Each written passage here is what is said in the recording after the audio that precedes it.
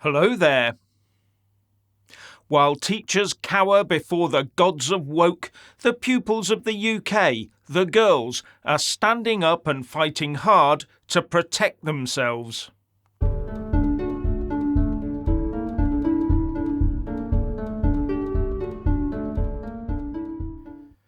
The girls are going a bit St. Trinians on us, but can you blame them? Why is it that it's left up to the girls to stand up for themselves in the face of the tyrannical woke agenda?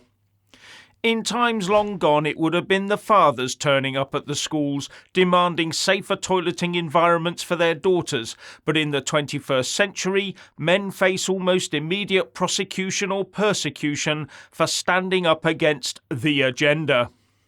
So unfortunately it is left to school children themselves, and mostly girls, to stand proud and protest against the ideological cesspit that is I can't actually name it, but you know what I speak of. The lesson here is that going woke makes schools less safe and makes girls feel afraid. Ergo, it must be stopped. Now that we in the UK have allowed the communist woke agenda to infest our establishment bodies, we've ended up with a minority of some very unsavoury types now controlling the livelihoods of the many.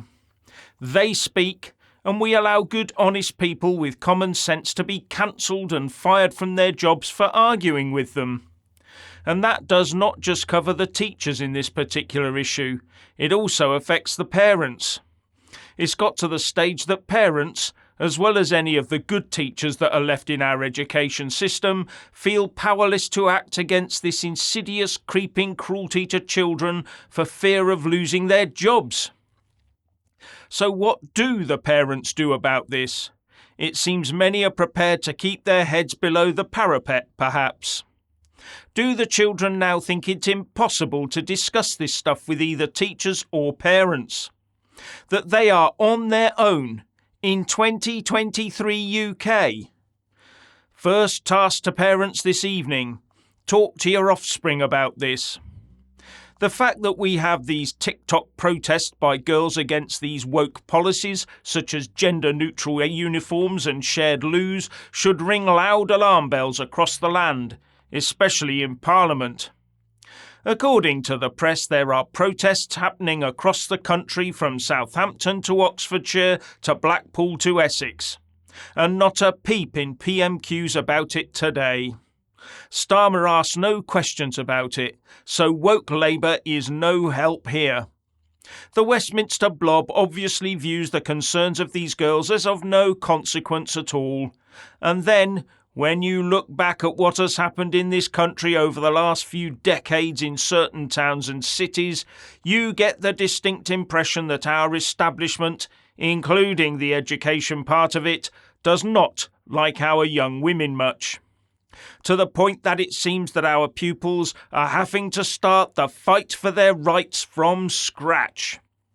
And when you hear of girls being told to show a red card when on, well, it should disgust everyone, especially when girls who have a related emergency are not allowed to go to the loo during lessons.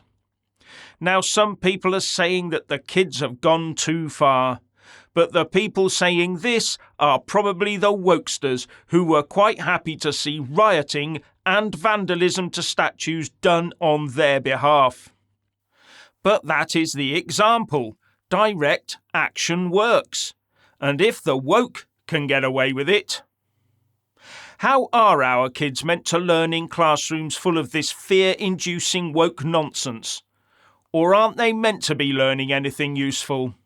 Is the whole point now to make sure they learn to live in a constant state of fear? Well, the message is they are rising to the challenge and have already forced a policy U-turn in one school. Hopefully the rest will be forced to follow and sanity can prevail.